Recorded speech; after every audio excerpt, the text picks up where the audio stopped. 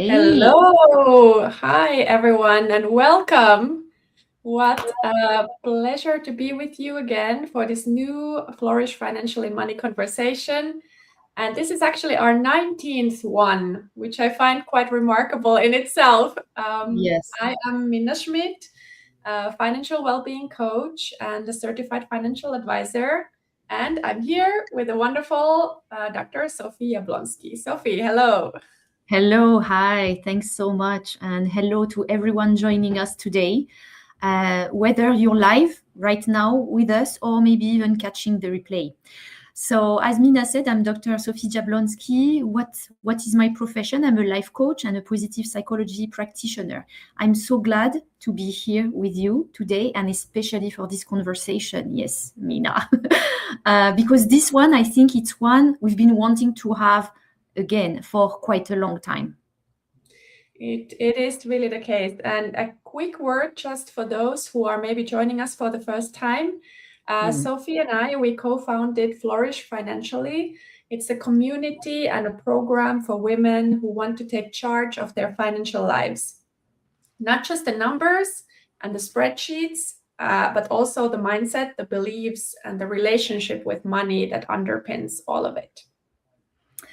Yes, I mean, we realized and we're strong believers of that, that financial well-being, financial health and well-being is not just about managing money or managing numbers. It's really about how well you feel and how you feel actually in your financial life. So today's topic is going to go right to the heart of that as well. Exactly. But before we start, still one thing that we want to mention just to everybody. We will be hosting very soon in the second half of June a free 3-day masterclass, Ignite Your Flourishing. We start on Monday, 22nd June. So it's a great opportunity. You're very welcome to join us. We'll talk about it later as well. But just wanted to mention already that stay tuned for that. Yes, great. I just showing the link in the ticker there, so you can write it down and go there. It's a cute link for that. So it's bit.ly/ignite-masterclass, and we'll share then more information about that. Okay, brilliant. Very good. So now let's go to the topic of today, which is financial freedom. Those Yes. two words you will probably find on the cover of almost every personal finance book that has ever been written.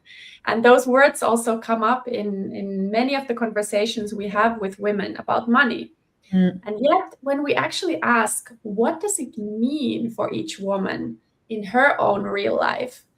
The answer is almost never actually a number. Yes, totally. And that's what is exactly making this kind of conversation so fascinating and important. So today we're going to try to get a bit clearer or genuinely clearer on what financial freedom means. I mean, what we've seen, and it has multiple layers and different types of meanings. And perhaps more importantly, also what it doesn't mean. Yes. And before we dive in, a quick question to the Mhm. chat. So we have the comments whenever you're watching. If you're watching on LinkedIn or YouTube, you can always use the comments and we will also be able to see them here in our studio and also put them on the screen. So you can say there a quick hello and where you're joining us from, but also what we'd love to hear in the chat. When you hear the phrase financial freedom, what actually first comes to your mind? It's a pretty open question. Like, is it a feeling? Is it a number? Is it, a certain state that you might be in? Use the comments and write what you think there. Yeah, I think that's what we realize, right? That every person has a different image, perhaps, in mind. Yes. Let's see here. We have Kagla Mm, saying security. security and freedom. Yes, those are definitely ones that come a lot to mind. The security part, it's important, and then also Mm, like options, more flexibility, freedom, right? yeah. And we're Not going to talk worrying. about security as well. Yes? Sorry, Mina. No, I've just another one, not worrying about money now or for the future. Yep, both the current and the future. Love that one as well. I think this resonate a lot. That's so important. Yeah, and sometimes we don't ask this question, and that can be a bit of a mistake, because if we don't know what we're looking for, even if we would say very casually, oh yeah, I want to be financially free, for example, but without having thought what it really means, we can spend a lot of energy then trying to reach something that we don't know what it is. And there's also from Cargo, like not depending on anyone or any place. Yeah, I love that actually. So it's also about freedom of choice in a way, not being dependent on anyone. Absolutely, also very important.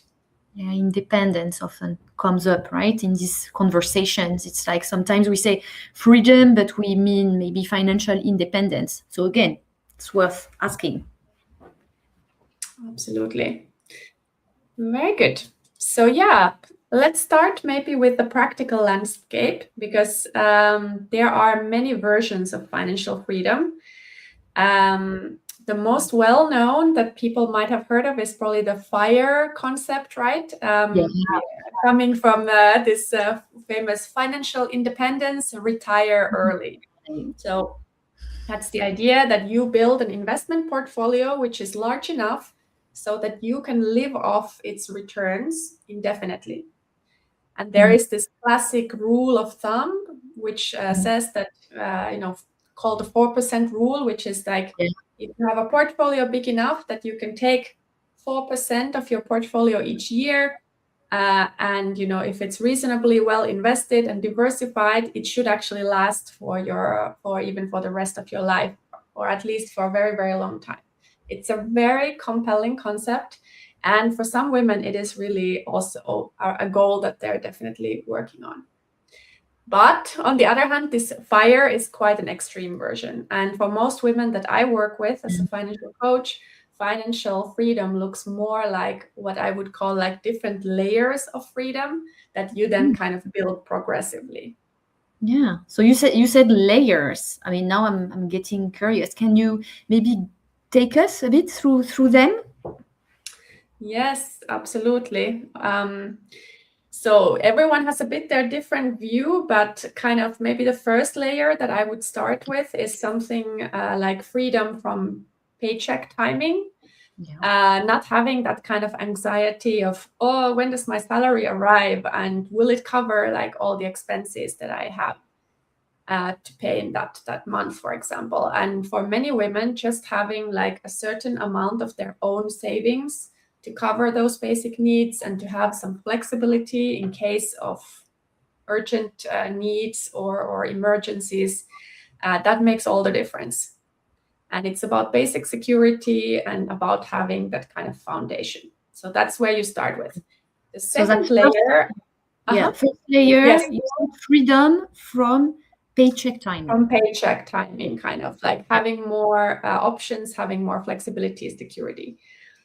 And the second layer, I would say, is more about freedom of kind of freedom of choice, right? For example, in your work or in your relationships.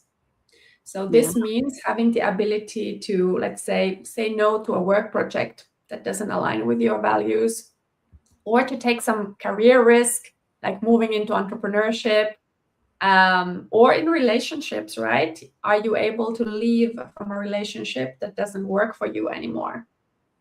That's so important. And so important for women, right? Both of those actually. And that comes from kind of having a bit more of that financial runway that you can really sustain yourself and in a way be able to take a bit more risk that brings you to the life that feels right for you.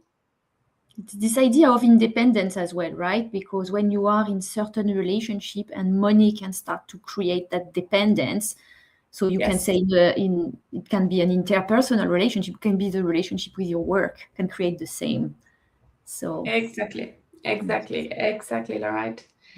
And then the third layer, I would say, is more like, when we're coming towards like freedom of place or freedom with time, living where you want, not just where you can afford, or having more freedom to use your time in the way that you want. And typically at this layer, which is not available for everyone, or maybe people are working towards it, right? This would usually also mean having some assets that are working for you, that you are earning at least a part of your living, if not a bigger part of it, from your assets, regardless of the hours that you work. And I think this resonates with so many women who want to have more freedom in their life, right? And it comes back to the security aspect as well, right?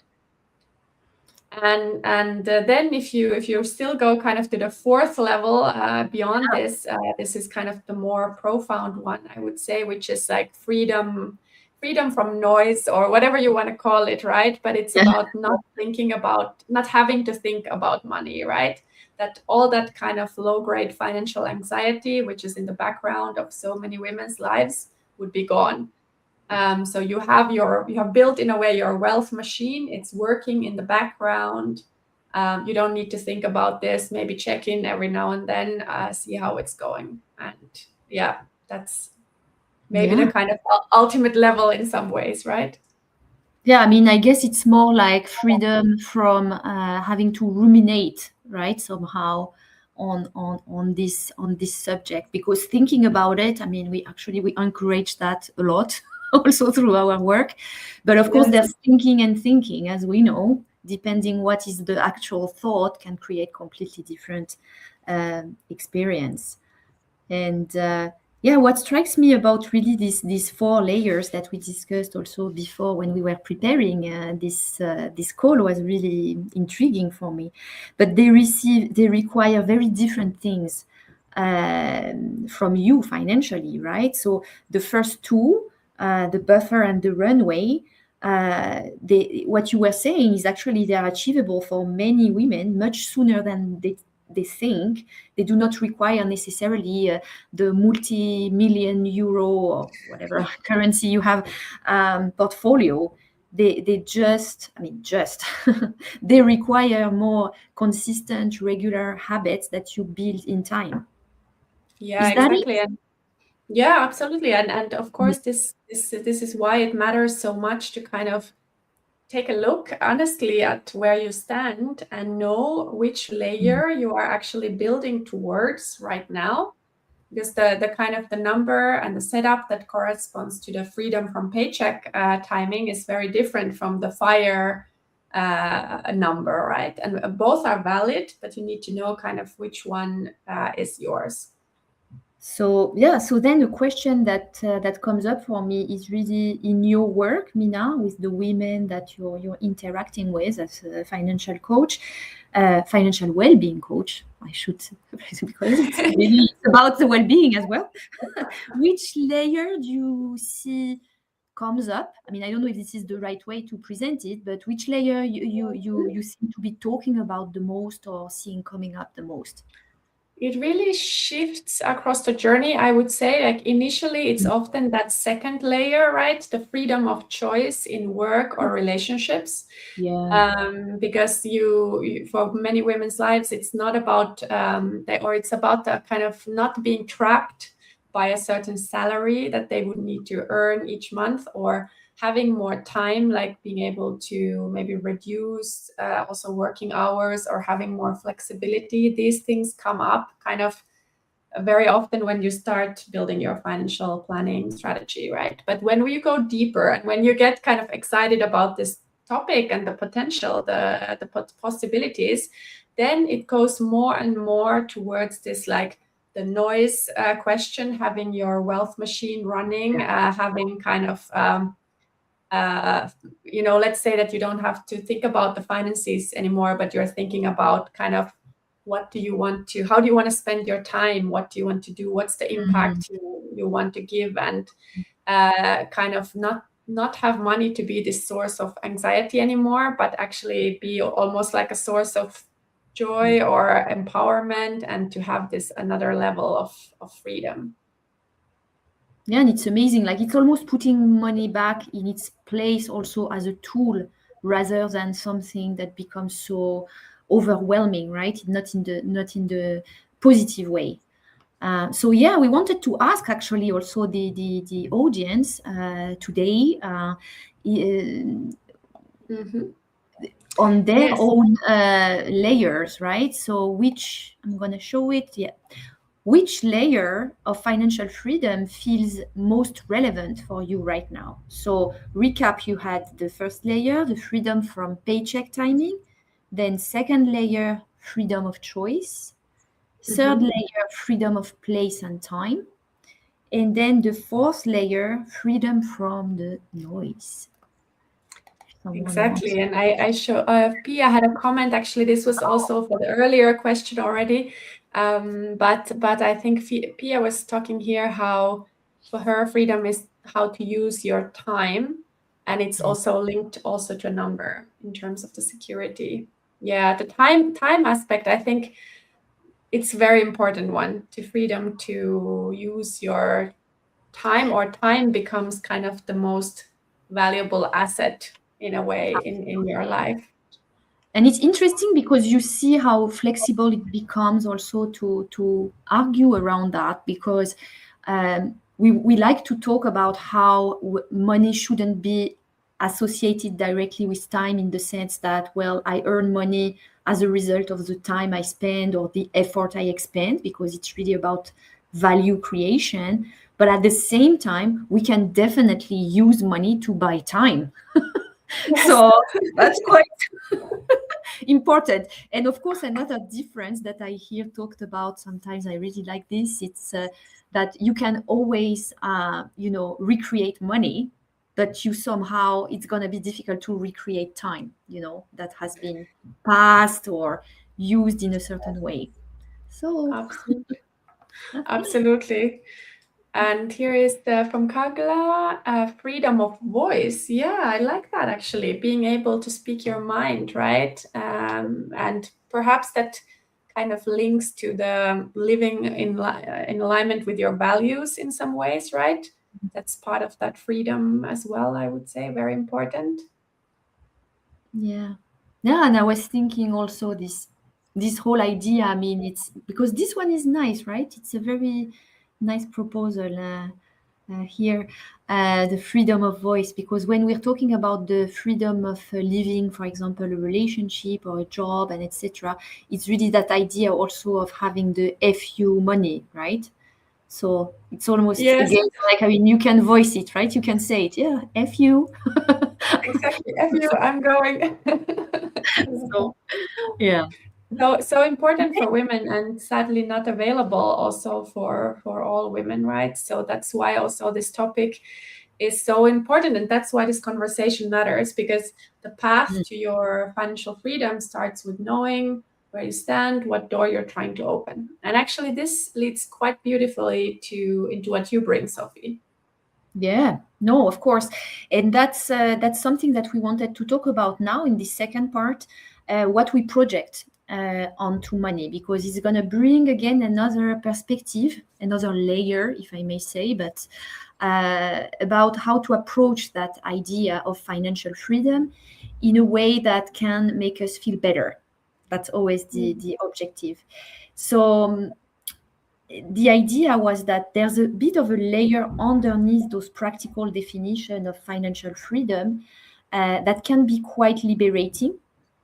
And how does it work?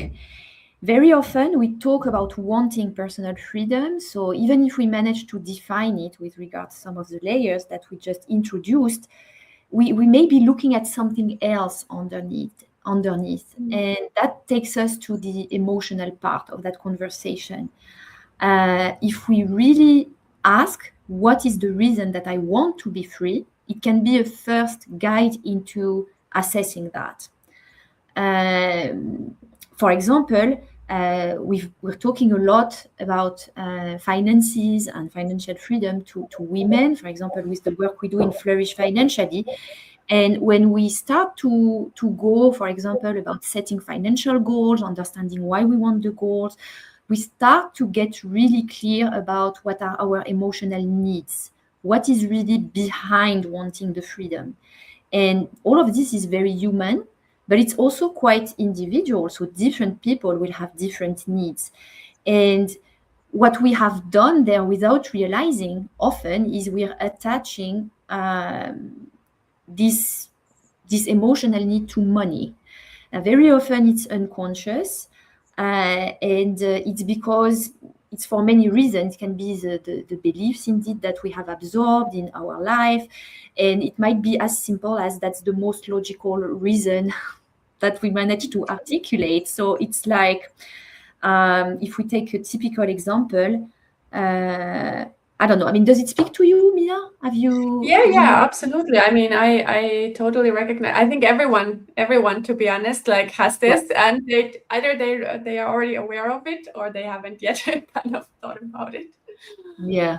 So, okay, let's illustrate with an example. So one that I see a lot, and I know I have been experiencing this one too, is security. So we would believe, and it's very common belief, that once I reach a certain amount of money or wealth, or so something linked to money, or maybe it might be earnings or savings, then I will be feeling safe. I will be feeling actually that I'm secure financially, and therefore I will feel better, right? Because that's basically that I'm feeling insecure in that way. And we think it might be about bank account, or as I said, about the salary level, etc. We hope that the anxiety will shift. But what happens is that in time, it's almost like this number is shifting, and it seems to be very repetitive that it does that. So what most of us realize, we might feel a small amount of relief in the moment where we get closer to that number, but it gets almost readjusted immediately. And the reason why it's happening is because what we're looking for, as we said, is an inner sense of security or safety. But that one is really something that should come from ourselves. It's about trusting ourselves and our capacity to, navigate uncertainty, which might be the trigger of that insecurity. And unfortunately, the bank account cannot give that to us. So it's really true. So what happens is that many people they continue to be stuck in that in a way race towards more, for example, which might be typical of the scarcity mindset, but they never really get to that full feeling of security. And there's a very good book that we're talking regularly about, Mina, from Peter Koenig. The book is called 30 Lies About Money. And he's explaining to that actually no amount of money is going to provide us with that feeling of security for more than a few minutes. And it might be that we get more and more of that money, but we will also then possibly start to project that need for security also around money. So people who have a lot of money, then they feel the need to secure the money, to protect the money. And so it becomes almost like a vicious cycle. Yeah, absolutely. I mean, I have definitely seen this a lot. Having a feeling of security is never about the specific number or reaching a certain level. There are many ladies that I work with who are objectively speaking very well off, but they still don't feel secure, even with a big amount of savings, investments. They still feel very insecure inside. And vice versa, there are others who maybe have more modest means, but actually still feel quite secure. It's our psychology. It's very interesting. And so now if we turn our attention towards freedom, and then we can talk about different things. So you can also continue the work after that money conversation for those of you who are like with us or catching the replay. But it's like you can also do the same. So it's this idea of we would be projecting the idea that money is the means to a sense of freedom that actually is going to be a feeling. So when we say money is freedom, it's actually not really correct. It's kind of almost tricking your brain into starting to believe in that way. But in reality, if you're overly designing your life with this idea that I need to earn more money in terms of like providing me with freedom, you're actually almost sure that you never reach that freedom, because even if you would reach again that number, probably the sense of freedom is going to be more complicated to access.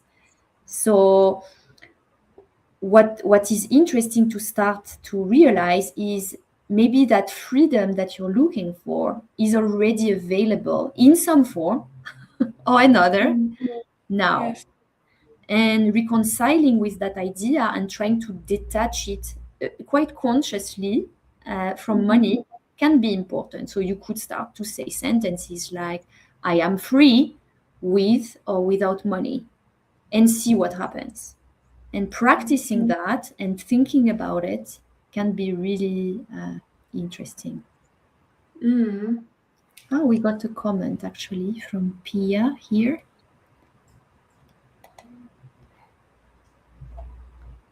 Linked to this is another great book that helped me a little. What is enough and secure? Yeah. The Wealth Ladder by Nick McJulia. I don't know this one, but I know the author. He's quite good one. So we will put it on our reading list. Thank you, Pia.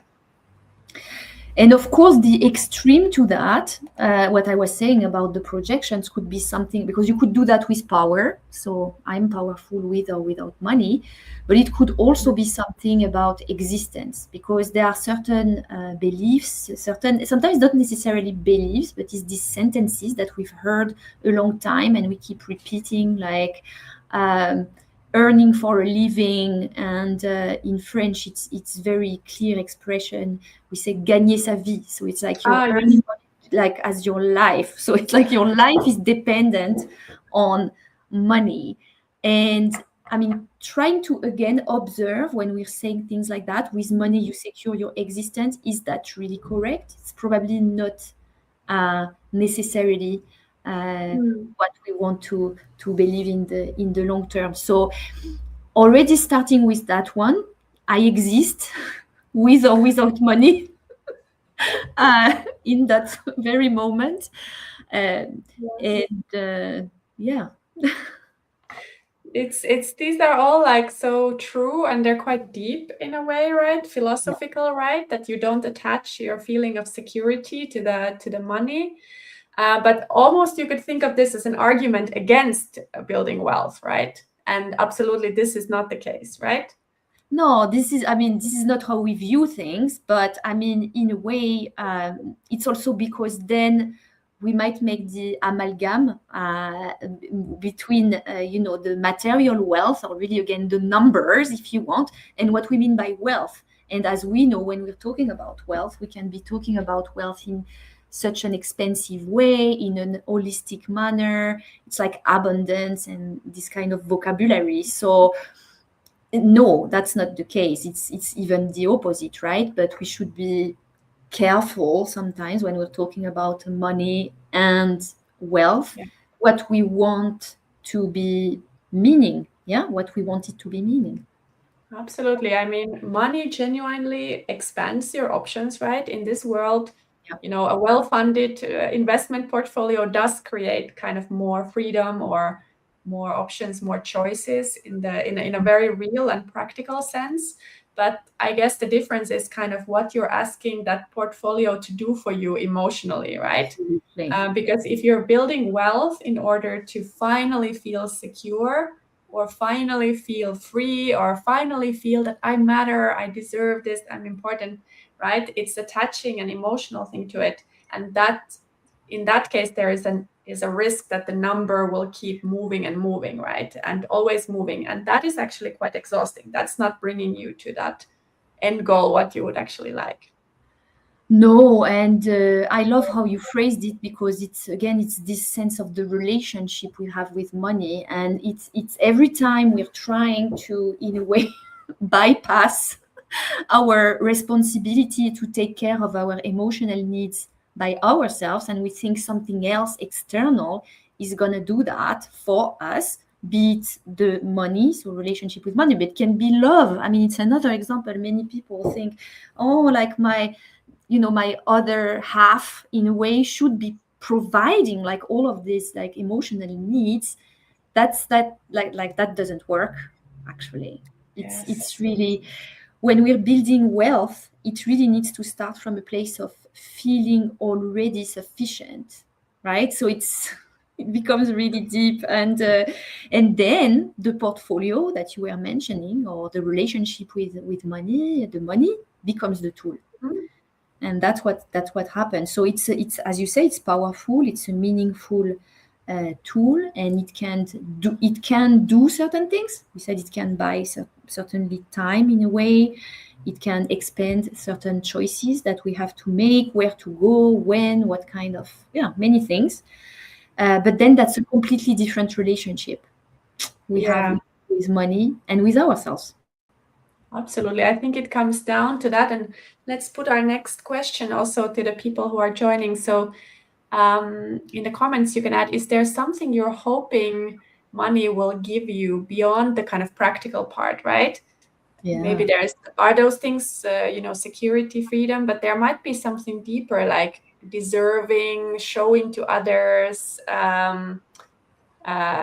things like that, significance, peace of mind, right? Which is emotional, or success, you're showing to the world that you're successful, right? Things like that. What is the emotional need that you have underneath it? I think that's quite deep to get kind of to that level of recognizing those needs, right? What about you, Mina? Did you have one that was? I mean, I know you talk a lot about freedom, so I have an inkling it might be this one, but. So freedom has always been for me like the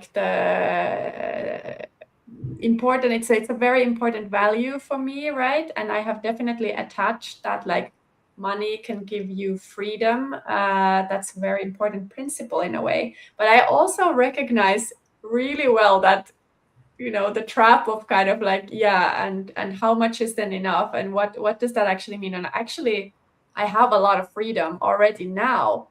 And am I using that freedom in the way that really aligns with what I want to do? And in a way, that freedom, financial freedom, has given me opportunity, for example, to do this, right? What we are doing, our passion is to help women on their finances and inspire women. So that's wonderful.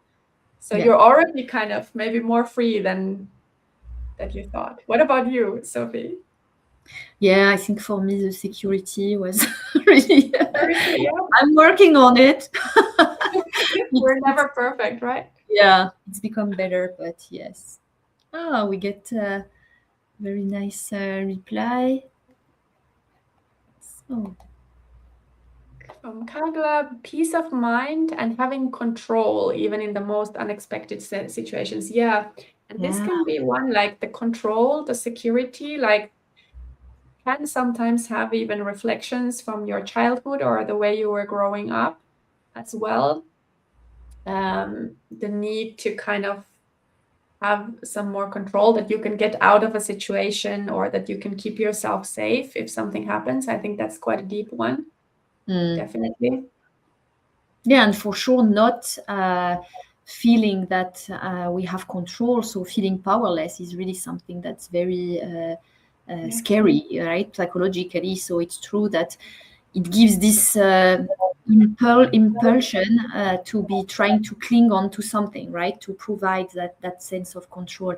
For some people, it might be other things, right? But money is one that, yes, we see that also. Yes. Good.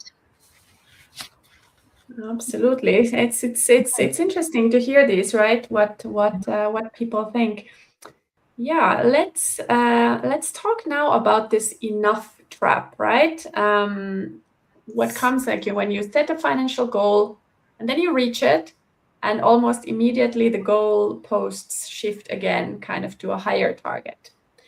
And the safety that you expected somehow didn't arrive with the bank account balance or investment portfolio balance that you were looking for. What happens there, Sophie? Yeah, we wanted to take just a few minutes on that because it might be, why is this happening? And it's not something that is linked to, character, like, okay, it means you're never satisfied, or something like that. That's really not the point. It's much more psychological than that, in a simple way almost, because we have, as we explained, like, we would have this tendency to maybe project an emotional need onto something that's financial, so a target or a number. And what happens is that we realize at the moment we get close to that target, or maybe we reach it, that the needs don't magically get fulfilled. And what happens is that your mind is going to make a very quick assessment. What happens? So it means the number is not the right number. It still hasn't reprogrammed the fact that maybe the original equation is not the correct one to look at. So it's proposing that, okay, probably it means the number was not, like, high enough, strong enough. Again, with that theme of not enough. And that's why then it makes you start to think, okay, that's fine, then let's go for the next one. Yeah, I totally recognize this with myself. And I'm thinking kind of what can actually break this cycle. And at least two things come to my mind. One is kind of understanding what you're asking money to do for you, kind of what you were saying, Sophie. Yeah. And the second one, kind of finding other sources for meeting those deeper needs. And that, of course, is quite a bit of inner work that you're doing there. Such as like defining what is enough on your own terms, with intention, actually, before you even reach it, right? So not letting that goal drift upwards and upwards by default, but actively deciding kind of, okay, what would a financially flourishing life look like for me? What are the things? What specific things do I want money to enable for me? And when I have those things, then what does kind of a good enough or generous enough or free enough life actually look like? Yeah, and I think it's so fascinating because, of course, I hear you say financial flourishing, and we work on that a lot together. And I also have in life coaching these conversations about life in general, even if things are all related, I sensed in a certain way, but it's the same, this like questioning about what does it mean to be, successful, and what does it mean to be, I don't know if it's the right word, like performing, but really to be doing well in whatever you're trying to do. So it can be the job, or it can be the life, it can be the relationship. And many of us don't ask that. And very often we look for the external world to give us the answer. So, in the job, like, I need to be successful in the way it has been prescribed by, of course, the system will play a role, but then it can be other people. And we're spending so much time and energy on that, and it makes us feel very powerless because we cannot influence so much the final judgment. But also, we haven't done the inner work that you were talking about. We haven't really asked, what does it mean for me actually to be, professionally successful? Like, what does it mean? What does it mean for me to be financially flourishing? Is a very good question. Yeah. And of course, thinking about this, there is this whole thing kind of can also go like into both directions, right? So, one is like the higher and higher moving goalposts, but there is also that version where women actually downplay what they want or what they think is possible for them, right? So where the dream or the vision, where the target is deliberately kept modest, because wanting more would actually feel either somehow inappropriate, or you would be maybe afraid of disappointment or thinking that it's not possible for you or not available for you. And that is just as much a trap, right? Absolutely. And you're really saying the thing that, yes, I would say, oh my God, yes, right? I mean, we're spending time also discussing that. What is the vision, right? How to approach this vision in a way that's as expensive as possible for people. So in the sense of expansive. Expansive, not expensive, right? Sorry for the choice of word. There's a lot of play on words in the Yes, work we do. easy to keep the So, conversation very rich. yeah, and as you said, not to do that in a way that is coming from the prescription of we should be thinking in that way. That's not always so easy. Yeah? It's not accessible necessarily immediately. So that's why it's a work that needs this repetition, almost again, these layers of looking within and being honest with ourselves. What do I really want? And accessing that, and and being in an environment where it's possible to have those conversations. Yes. Let's ask our audience as well. Yeah. The question is, do you recognize this enough trap in yourself where the goalposts are either moving higher and higher or in the other direction, right? Are you keeping perhaps your goals deliberately kind of very modest, right? So it could go either way. Can include the comments. Be nice to hear what you think.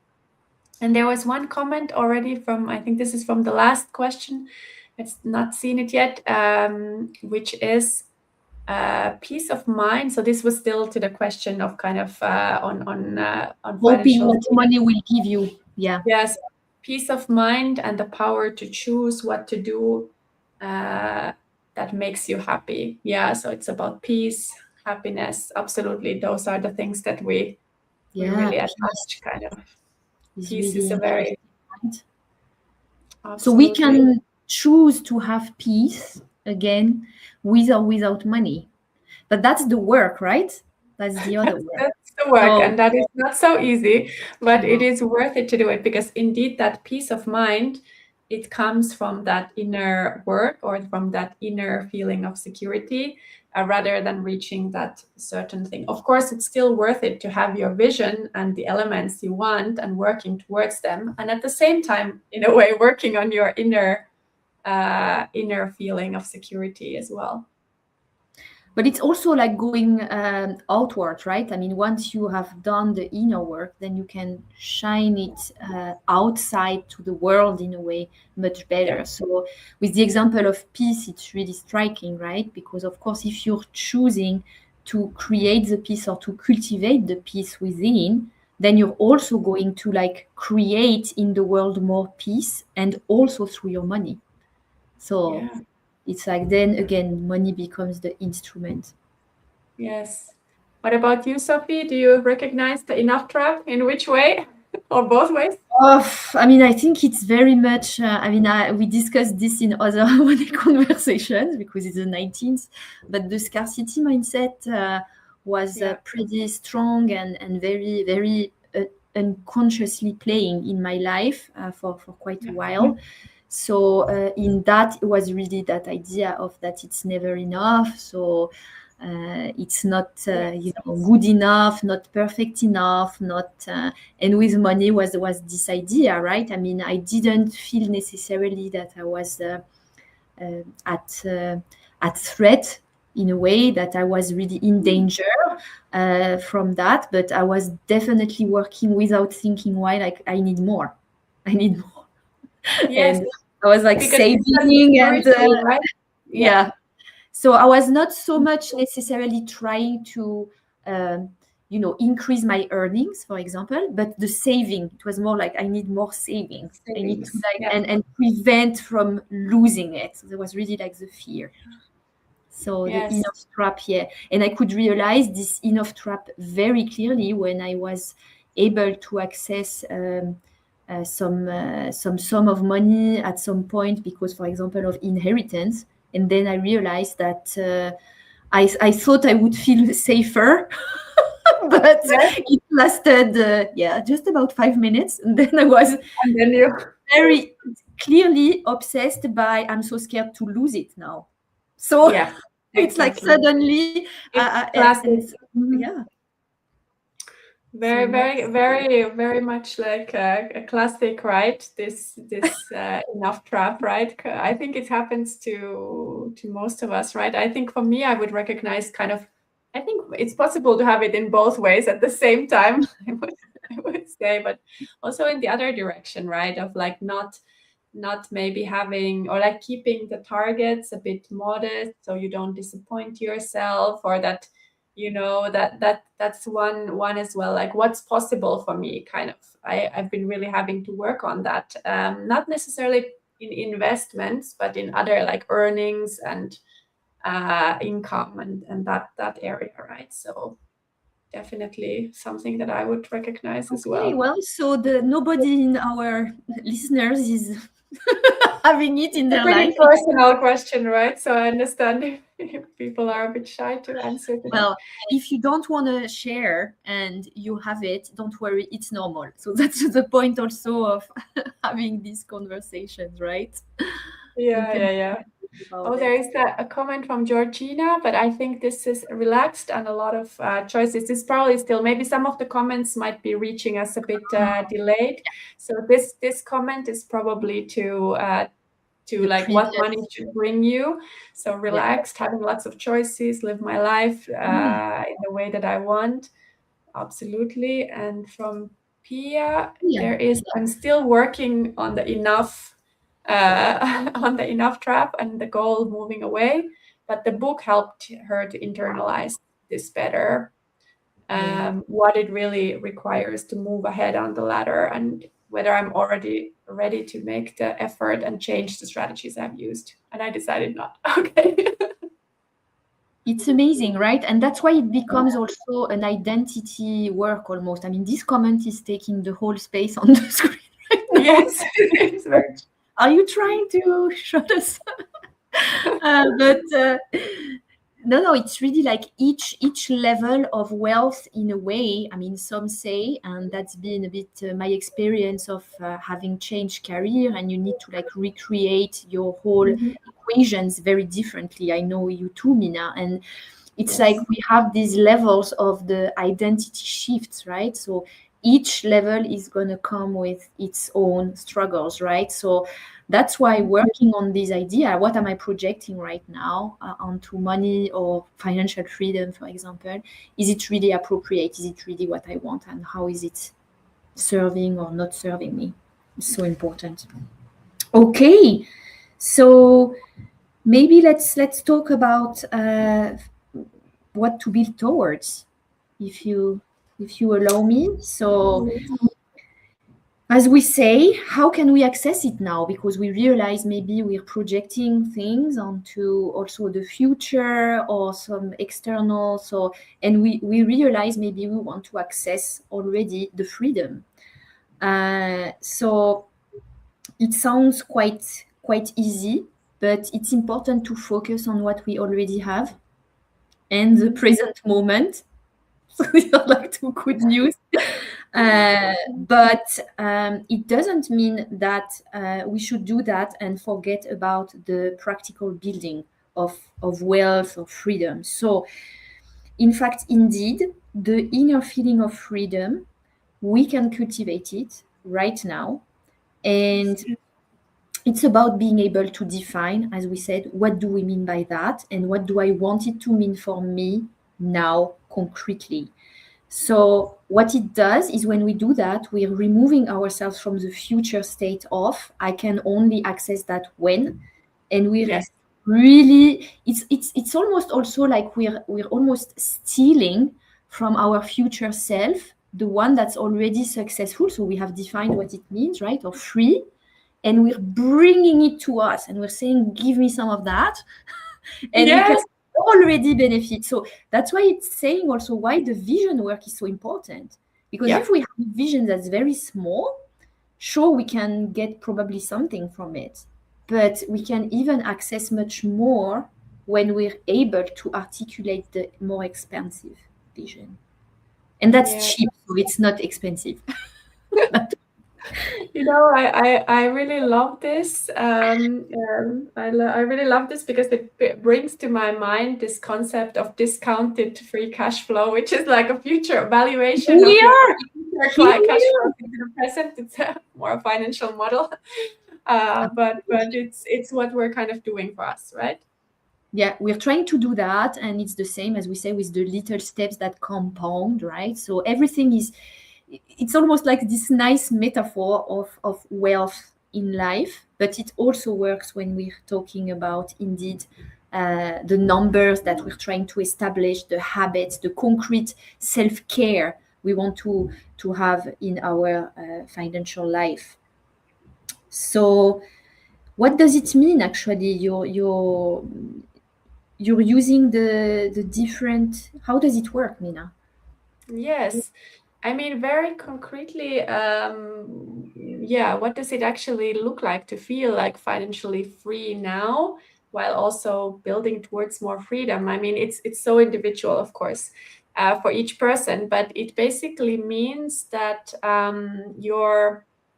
you have found some version of your balance, right? You're building towards something. You're not waiting to feel good when you arrive, but you're also active, right? You're using all the 4 levers, the recipe of financial freedom, right? It's about those 4 steps. Earning an income, right? Yeah.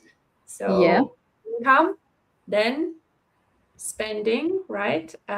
So, not just saving for the sake of it, but spending in awareness and alignment.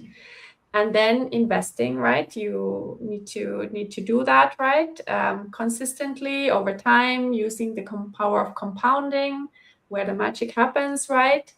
And then, of course, also the last one, really enjoying your money as well in a thoughtful, in a strategic way, in a balanced way. All of this comes together in a way that serves your individual life today and builds more freedom for tomorrow. So in a way, you're really living in the moment, but also at the same time thinking about the future. And if you really think through each of those 4 steps with awareness, it's already in itself really an act of financial freedom.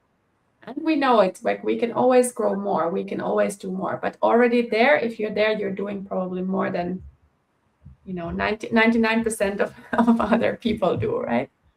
Yeah, I love when you say that. And of course, I mean, we know because that's really how we approach it so uniquely in Flourish Financially.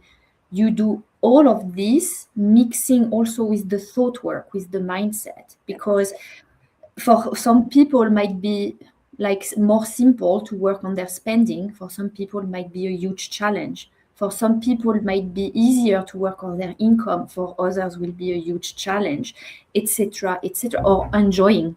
I mean, it can be a huge challenge for people to enjoy whatever of these buckets we were talking about. And so to do that in a way that's as open as possible to the experience and the emotional experience that is happening when we do that, and going towards that change is crucial.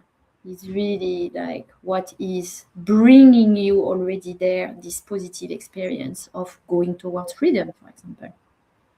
Yes, absolutely. Absolutely. And for those who are on the call today as well, have a Yeah. think about it, right? What would financial freedom look like for you, right? Yeah. What would it feel like today? Not in 10 years, but actually today, right? Right now with what you have. And please include in the comments as well if you want. We would love to hear what You what can this access it. what So this how is thought. it for you, Mina? I mean, what do you think? Oh How, yes, how, I mean, how are you financially free already, even yeah, if you didn't hit your target? it's a really good question. Like I think I have to remind myself of that Yeah. almost on a Yeah. daily basis, like someone would do like a meditation every day, like putting on your mirror on the bathroom or something, like a little thing, like remember that what you are already free, right? And the Yeah. ironic thing is, right, when you are feeling that abundance and that, like, it also, I mean, you can call it whatever, manifesting energy in the world, whatever, all of this, the universe in a way does respond to you as well in that way, right? So having that Yeah. abundant mindset and reminding of yourself of that. And sometimes you have set yourself like certain assumptions or certain things how you behave, and if you don't challenge those, you might just stick in a in a model. It's like for me, for example, it has been about also using the investments, for example, like someone who's very excited about investing, like me, you know, you're investing and investing and investing and investing, and like actually using them becomes like when am I going to finally touch these investments, and like, oh, that is already there, like it's for me now and in the future, you know, like that kind of things, I think has been quite powerful for me. Very nice, and really, yeah, I think very topical as well.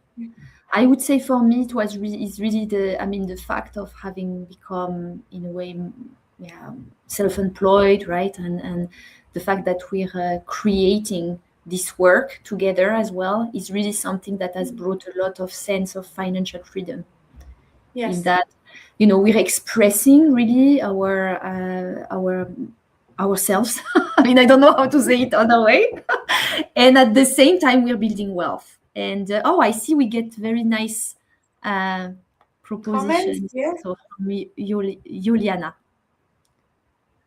Let's put it here. I think this is on the previous question. I share the feelings and struggles mentioned.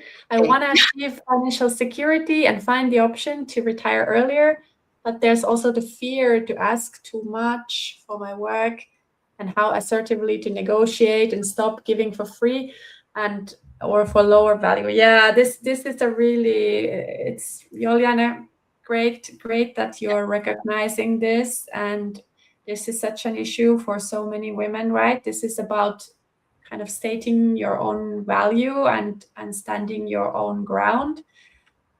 Yeah, that's the start for this, right? That's the income pillar often as part of the recipe, which work is crucial, right? If you're not comfortable yourself with the value or that you bring to the table, then this one is so important for women to recognize it, right? it's true. And there's definitely a gender bias there. I mean, both conscious, unconscious, societal, individual. It's a work. I mean, we may want to engage in that. I mean, it's definitely worth at least being aware that it's there and then deciding like what we can do about it. Absolutely. I'm going to put here, while we are still having our final closure to this, like the mention of this masterclass, and I'm gonna put a QR code here for a second as well. Wow. Just Nice. before we close this, just to mention for those who are on the call, this 3-day masterclass. It's for free, what we are starting on June 22nd. We don't do it too often, but sometimes we do these courses where we really open it up for anyone who wants to learn about their finances, their strategy, their vision, the whole practical recipe for working on your finances. And we do it now in June, right? Starting 22nd June. And that's the vision we have really, that financial flourishing, it's almost like an ecosystem. It's almost like your secret garden, or not so secret, huh? In your garden. You know, you're going through time, you're deciding to grow certain things, you're working on that, you're gardening, you have many different things to take into account. And really, like, it's time to ignite it. So that's why the 3-day masterclass, we're really gonna be showing you different aspects of that ecosystem, and explaining how you can actually ignite that by yourself, learning a few tools and trying to be already doing the work with us live, but then also on your own. So we're giving out for that special gifts, like the tools we're going to share, we're going to use them, and so you can leave that also feeling super equipped and already sensing maybe the start of what it could be. Exactly. So you can scan the QR code with your phone if you're on the screen, and there's a bit more info there. And then you can sign up through the form, and then we will send you some more information. There's still a few weeks until we get started, but it's going to be great. A great community there on the course as well. We do the sessions over Zoom, and we send indeed like this financial health toolkit as well to each one who who joins. So yeah, really looking forward to seeing people there. It will be great. Let's just, before we fully finally close, we got some comments from the audience today as well on their definition of financial freedom. So that's quite exciting. One from Juliana. I can decide without being afraid of losing a job or losing myself or my values to keep a salary income. That's very beautiful. That's very powerful as well. And we can see there the different layers, right? What we were Yes. talking There's the about. security layer, the Mm, salary, the security, and then also the much higher, deeper purpose of like living my life according to my values, right? Really love and that. then, yeah, Pia as well. Freedom Follow. now was that I was able to move from the office 8 a.m. to 8 p.m. job to a consultant and yoga teacher. Oh, congrats. And have the Oh freedom wow, yeah, wow. ready now with the safety coming from investment portfolio. Okay, that's amazing. Well Well done. done. Yeah. Yeah, I know this is amazing, right? This is what it looks like for many women, right? Pursuing pursuing the interest, the passion that we have. Like very few of us want to just go to the beach and not do anything, right? We want to do something that matters to us, Mm, and having a bit more income from other sources, like from your investments or from real estate or others, like allows us kind of to take those steps without being so scared. And yeah, that's what it actually looks like for many women, right? it's amazing. So, yeah, I mean, to conclude in a nutshell, if I dare say so. So, we explored today how financial freedom is not necessarily simple destination that you arrive at, but it's really, as we said, a relationship that you develop with money, with uncertainty, and most importantly, with yourself. So, thank you Yeah. so much. Yes. Thank you so much for everyone who registered and showed up today. We really don't take that for granted. This community is wonderful. So keep Great. building, keep reflecting, keep being honest with yourself about what you are really working towards. And that clarity, more than any number, is what changes everything. So Okay, see you so soon see you soon. Come to the in 3 day another class. masterclass and we will be in touch. Take All the care. best and take care. Bye bye. Bye.